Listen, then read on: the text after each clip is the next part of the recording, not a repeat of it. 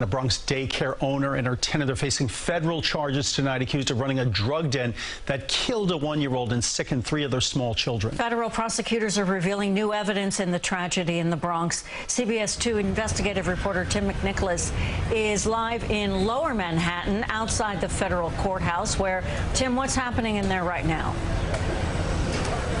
Dana and Dick, the daycare operator and a man who'd been renting a room in the daycare are in this courthouse where they're facing a federal judge. And tonight, for the first time, investigators are releasing photos of what they found.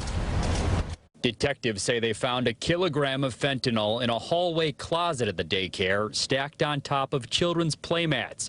They also say they found 3 kilo presses, which are often used to package drugs. Prosecutors say 4 children at the daycare suffered fentanyl poisoning Friday, and 1-year-old Nicholas Dominici died.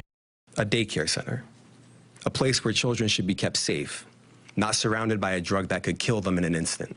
Investigators say daycare operator Gray Mendez called 911 Friday, but just before and after that call, she phoned her husband. Police say they obtained surveillance video of her husband showing up here after those calls empty-handed, then leaving through a back alley with 2 full shopping bags minutes before first responders arrived. Officers are searching for Mendez's husband, who's described in court records as a co-conspirator. How confident are you that investigators will be able to locate that co-conspirator? We're not going to give up. We're going to get him. Investigators say as Mendez was talking to officers, she messaged her husband that police were asking about him and suggested he find a lawyer.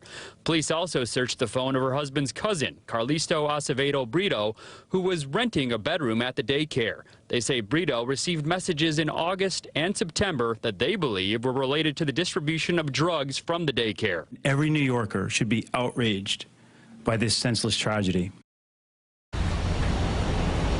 When questioned by detectives, both Brito and Mendez denied having any knowledge of the drugs. The criminal complaint also says that Mendez deleted more than 21,000 messages from an app which she used to communicate with her husband between March of 2021 and this month. Live in Lower Manhattan, Tim McNicholas, CBS 2 News. All right, Tim, thanks very much.